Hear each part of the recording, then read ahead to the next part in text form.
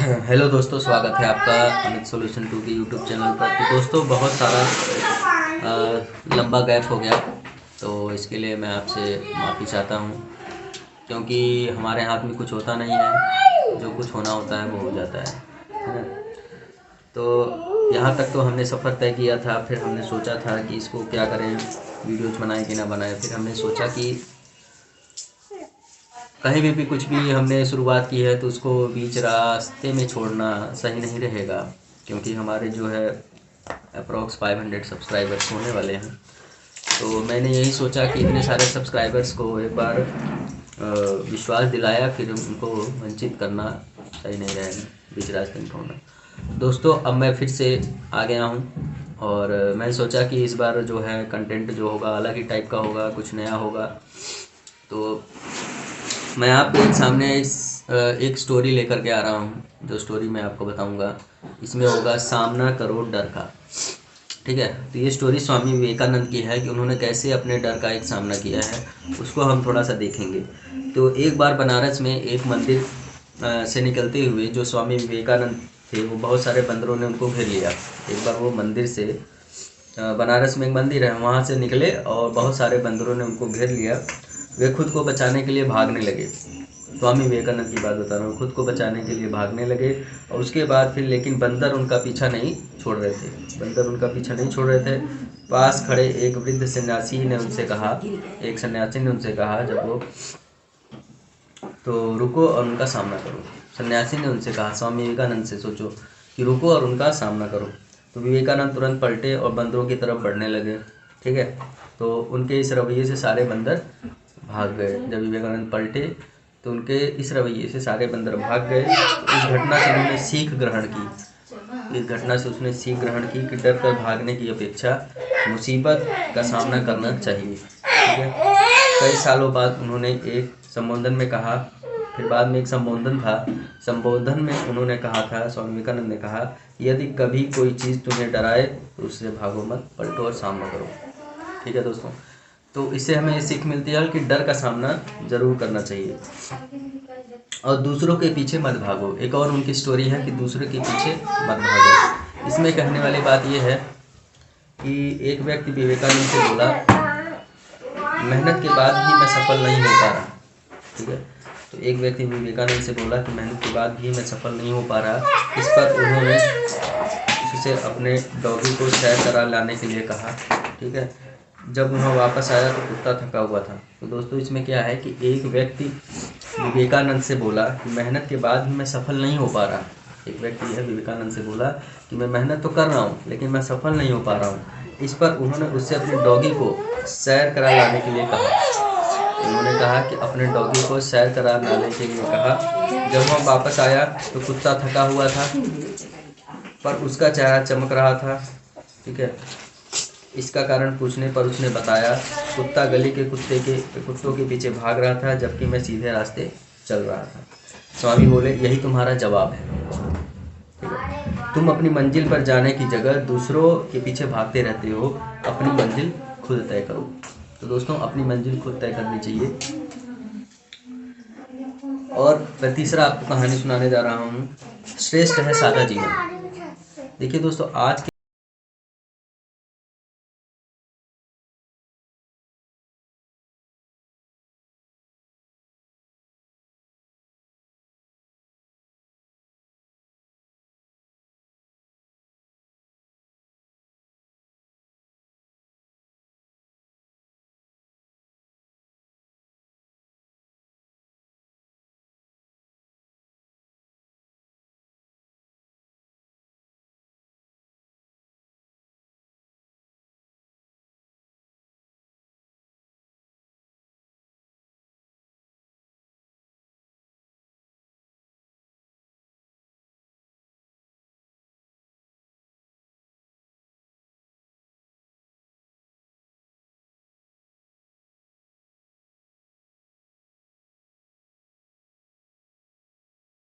दूसरों को दिया करते थे।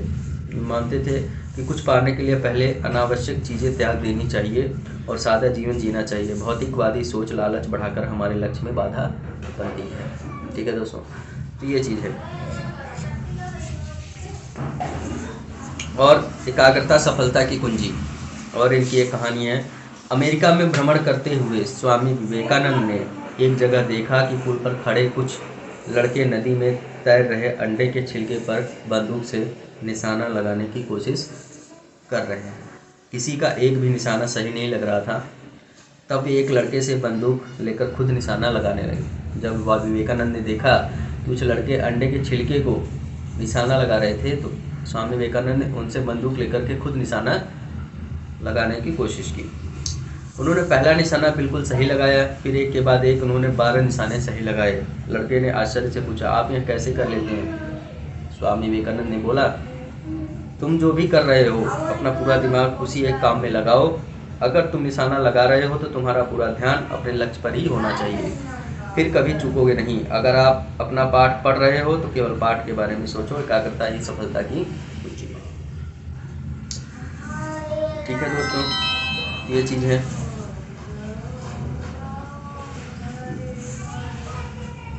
रहो दिखावे से दूर। एक और कहानी है दोस्तों कि रहो दिखावे से दूर। अब ये कैसी कहानी है?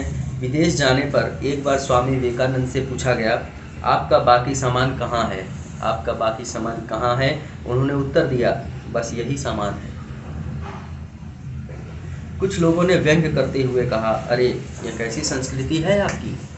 कुछ लोगों ने उनसे व्यंग कहा, है ना, कि कैसी संस्कृति है आपकी? तन पर केवल एक भगवा चादर लपेट रखी है। इस पर वह मुस्कुराकर बोले, हमारी संस्कृति आपकी संस्कृति से अलग है।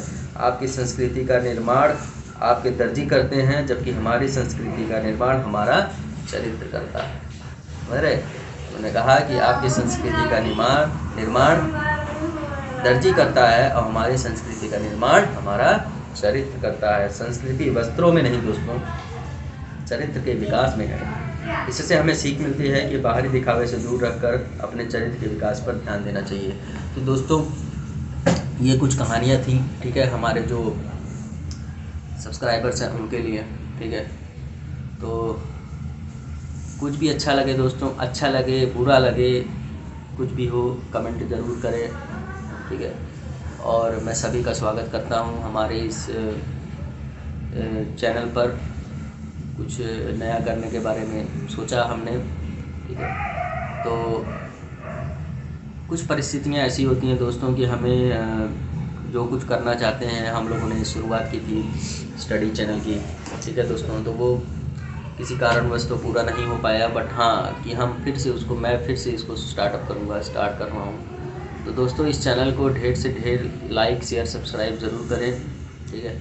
इससे यही पता चलेगा कि दोस्तों हम एक दूसरे की हेल्प करके ही आगे बढ़ सकते हैं, ठीक है। इसी एक चीज़ यही पता चलेगा कि हम एक दूसरे की मदद करके ही आगे बढ़ सकते हैं। अगर आप लोग सच में चाहते हैं कि मैं और आगे, मतलब कि जो यहाँ तक मैं पहुँचा हूँ, अप्रॉक्स 500 होने वाले हैं, ठीक है, सब्सक्राइबर्स, यहाँ तक पहुँचा हो रहा और आगे पहुँचूँ, तो आप लोग प्लीज़ ढेर सारा प्यार दें, ठीक है। तो मैं समझूंगा कि हाँ मुझे और करना चाहिए, और मेरे जैसे हज़ारों लड़के कुछ ना कुछ ज़रूर करेंगे। खाली बैठने से तो अच्छा है कि बेटर है कि आप लोग कुछ करें, अच्छा दिमाग बने, अच्छा दिमाग में सोचो और लोगों को बताओ, ठीक है। तो बस यही है कि अपने काम के प्रति जागरूक करें और कुछ नया करने की कोशिश करें।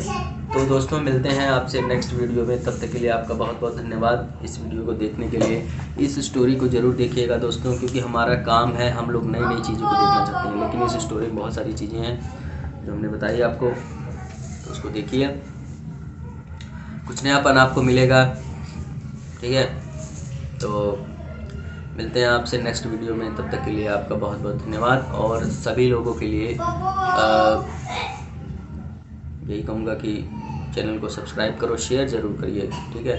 आप लोग सोचते हैं कि क्यों शेयर करें, लेकिन दोस्तों ज़रूर करिए। एक शेयर, एक सब्सक्राइबर, एक लाइक्स हमारे लिए बहुत इम्पोर्टेंट होता है। जो यूट्यूब वीडियोस बनाते हैं, जो नहीं बनाते हैं उनके लिए तो अलग बात है ना दोस्तों, ठीक है। तो आपका कुछ जाएगा नहीं, बस एक लाइक और एक सब्सक्राइब ये कर दीजिए।